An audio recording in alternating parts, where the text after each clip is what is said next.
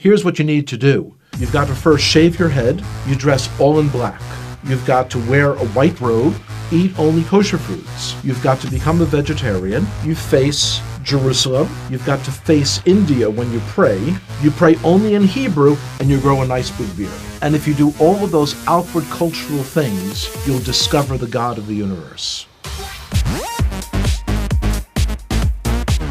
And I'm thinking, this is crazy that someone thinks that they can force their culture on God, and that God's going to be impressed by what you wear, what direction you face when you pray, what you eat, and all these sorts of things. It seemed to me that if there was a God out there who could be known, he should be able to be recognized no matter where I face, no matter how I'm dressed, because he's God. Growing up, we always understood that we had our Bible and the Gentiles had their Bible, the New Testament, and that they were two completely separate books. Because the only people I knew who were believers in Jesus were all people in our public school who were Italian Catholic, I imagined that Jesus was Italian. And so the understanding that he's actually Jewish was a shock. And then to hear that the New Testament was written by Jews, I couldn't believe it. My expectation was that the New Testament was like my grandparents had told me. It was a book on how to persecute the Jews, and something you should stay away from. Of course, when you're told you should stay away from something, curiosity gets the best of you, and you've got to see it. When I opened the New Testament, I was expecting to find a handbook on how to persecute the Jews. My grandparents had warned me that it was written by people who killed the Jews. That's what I was expecting to see, and yet when I'm opening it, I'm reading a story written by Jews about Jewish people. The New Testament was a fascinating book.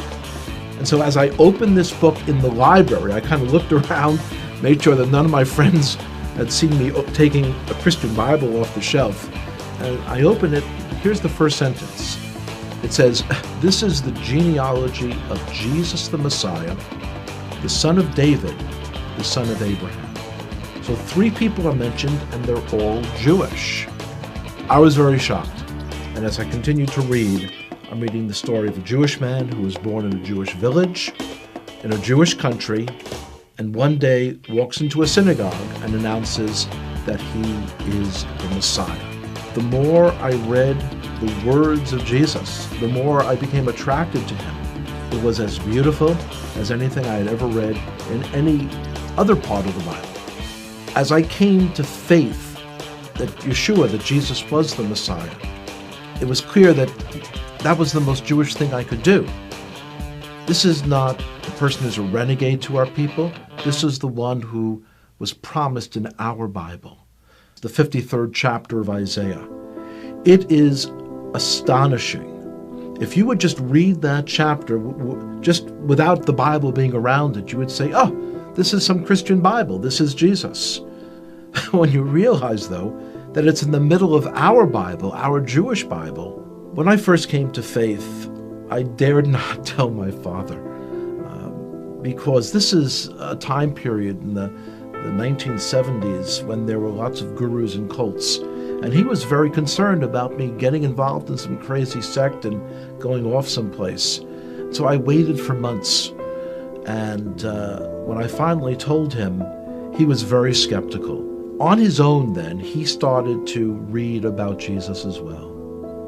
About 1.5 years later, I told him that the fellow who wrote one of the books that he had read, that this fellow was giving a lecture in the city of New York. And he agreed to come out to hear that person. And one of the most amazing moments of my life was the speaker said, "Would everyone here who is a Jewish believer in Jesus, would you raise your hand?" And I raised my hand. My father also raised his hand.